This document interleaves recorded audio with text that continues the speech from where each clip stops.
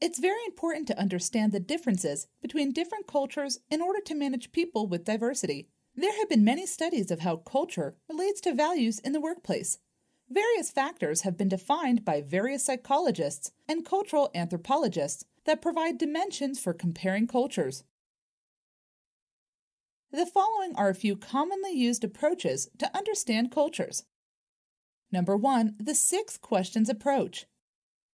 Number 2, the 4 dimensions approach. And number 3, the Hofstede Model. Let's look at each one of them in detail. The 6 questions approach was developed by Florence Kuckholm and Fred Strodebeck, 1961. They developed a set of 6 questions that compare cultures across 6 dimensions. These questions are, what do members of a society assume about other people? That is, are other people good, bad, or a combination? What do members of a society assume about the relationship between a person and nature? That is, do they believe in establishing a harmonious relationship with nature, or are they willing to turn nature to their advantage? How do people act in a society? Are they individualistic, or do they perform tasks in groups?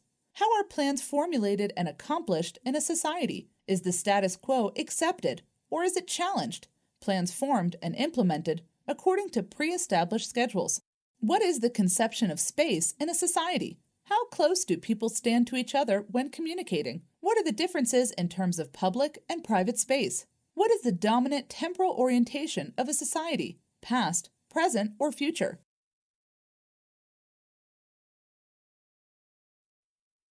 The 4 dimensions approach was developed by Edward T. Hall in 1990. He provided 4 dimensions along which cultures can be compared.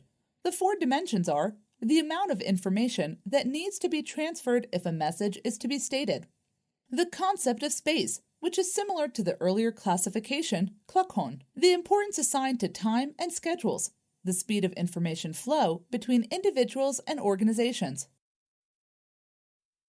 The Hofstede Model.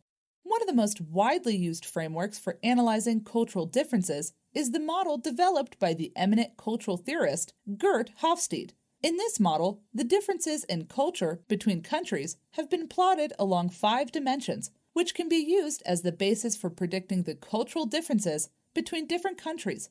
The model was developed after extensive research into the cultural differences between different countries and after surveys of thousands of employees in the West and the East. The model is comprehensive and exhaustive in its treatment of cultural differences across cultures.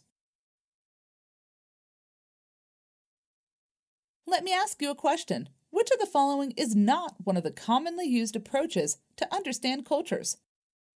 Is it the 6 questions approach, the 4 dimensions approach, the Hofstede model, the iceberg model? Click on the radio button to select the correct answer.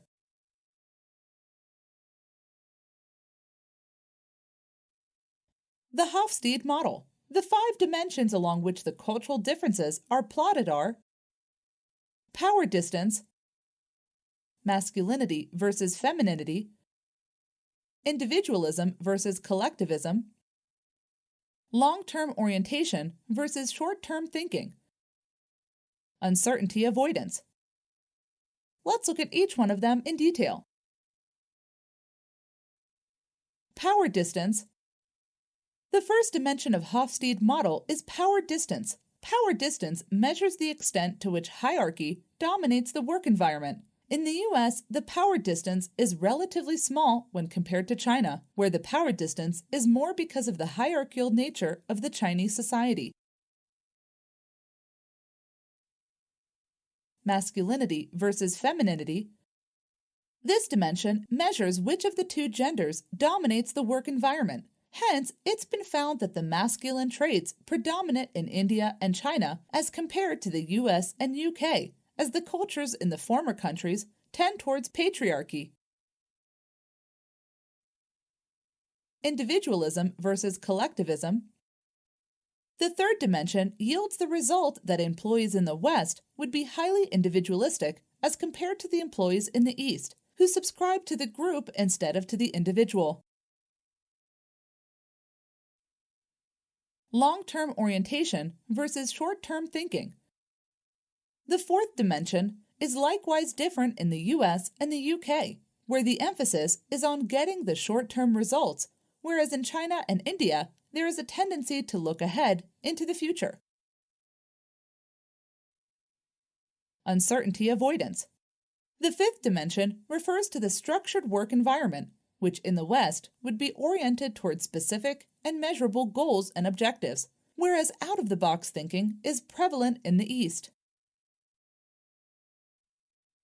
Uses of Hofstede Model. Cultural differences can make or mar the chances of multinationals in the globalized world economy of the present. Hence, it's important to realize and understand that culture plays a prominent part in shaping the work environment. The Hofstede model is a very useful model in understanding the cultural differences between people.